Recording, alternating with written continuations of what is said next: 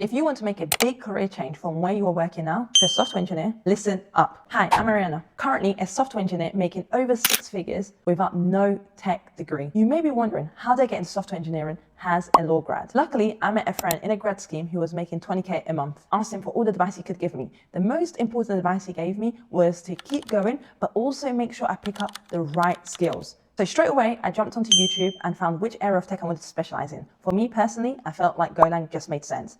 Then I went straight into Udemy, did a few courses. I decided to go into a bootcamp where I would have a real community feel whilst I was picking up back-end languages. Where I got into my entry-level role was first by making sure in my CV I had my GitHub attached, so it showed all the projects that I was a part of, and then every week I was applying to 10 to 15 roles.